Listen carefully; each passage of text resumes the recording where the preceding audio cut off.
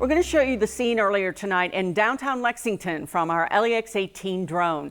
You can see the group of about 250 protesters marching the streets, protesting the death of Breonna Taylor, who would have turned 27 today. We have crews in downtown Lexington tonight for the 8th night of protests in the city. Mike Valenti kicks off our big story team coverage. Yeah, Nancy, I think the name on everyone's minds tonight is Breonna Taylor, but I want to describe a pretty remarkable scene before we get into that. Just minutes ago, protesters who were in front of the police department appeared to be marching down to Triangle Park. That's when a few protesters noticed there was a large group hanging out outside the Centro Bar under the Fifth Third Pavilion. They've expanded seating out here, and they said, let's go talk to them. They started chanting, "Take back Cheapside." Of course, this area has a horrid history. Hundreds of years ago, when black men and women were sold as property here. Now, the area is lined with bars. Organizers were clearly upset that there were people laughing, having a good time in an area associated with so much pain. And they made a vow. They said, from here on out, every night that they protest in front of the police department, they will make a concerted effort to come back here.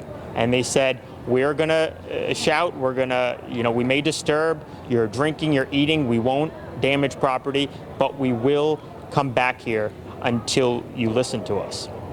Again, as I said at the top, everyone is thinking about Breonna Taylor and her family tonight on what would have been her 27th birthday.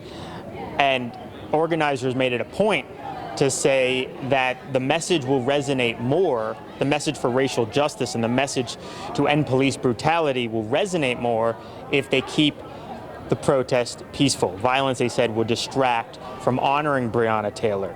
There's clearly a lot of pain and anger here in Louisville and across the country over Breonna Taylor's death.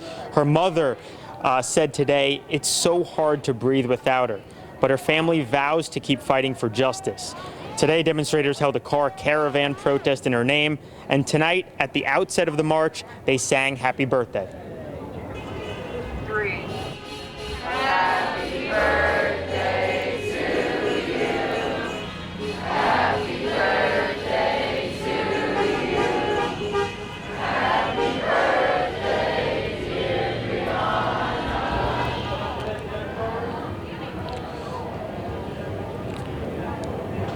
People are wondering what else they can do to honor Breonna Taylor on what would have been her 27th birthday, aside from just attending a protest or posting something on social media. They told me they want people to call elected officials and urge them to fire the 3 officers involved in her case and charge them immediately. Kylan Mills now continues our team coverage.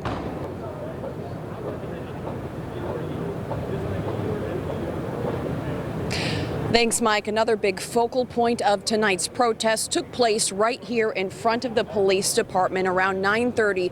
Protesters approached and surrounded this group of police officers, and they held 8 minutes of silence in honor of Breonna Taylor. And that's when Police Chief Lawrence Weathers actually approached the barricade between the officers and protesters and joined the crowd in those moments of silence.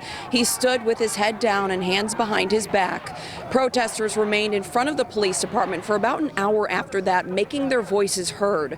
People tell me they have taken notice to the small steps that the police department has taken, like removing their riot gear. I really think it really set in, truthfully, every protest we've done has been peaceful. So why do they have to be so defensive? You know what I'm saying? So they took it off. They opened up, you know what I'm saying? And they're actually showing that, man, we can actually listen to y'all. We do listen to y'all. Y'all voice are being heard. We in a big direction now because the police chief came out. I mean, that's a big step right there. So I think we're going in the right direction, but it's still a long way to go. Now, you just heard from the police department, from the police chief rather, saying it was the right thing to do. He says he wanted to be out here tonight to show the protesters that the people at the top are listening. Now, protesters tell me that's all great, but they would like to see real change and they want to work with the department on meeting some of their demands. Now, we saw a diverse crowd out here tonight, including a lot of children. Let's send it over to Eleanor Buckley for more on that. And because today was so peaceful, many people were able to bring their kids. They tell me this is an important moment in history and they want to be able to educate their children about it. And the best way to do that is to show them in person what is going on firsthand. For many of these families, they say they can't afford to not educate their children about what is going on. Because for them, this is life or death, but safety is important too. So they tell me they have to be watching the protests closely each day to see if it's safe enough. But ultimately, the future of their children's safety comes down to this moment in history. Police are killing black men, and it's really scary raising black men in this community. I just wanted to show my son that one of these days, even though he's young and cute now, when he gets older, he will be looked at as a threat, and I want him to understand why it's important to be educated and to be strong, to know his rights and to know right from wrong and to know that he can stand up for justice in a peaceful way. I want to always be around to be able to teach them, so I got to teach them now while they're young what's right, what's wrong, and what's going on in the world is not right. More protests are scheduled in the days ahead, and of course, we will continue to follow the latest developments. Live in Lexington, Eleanor Buckley, LEX 18 News.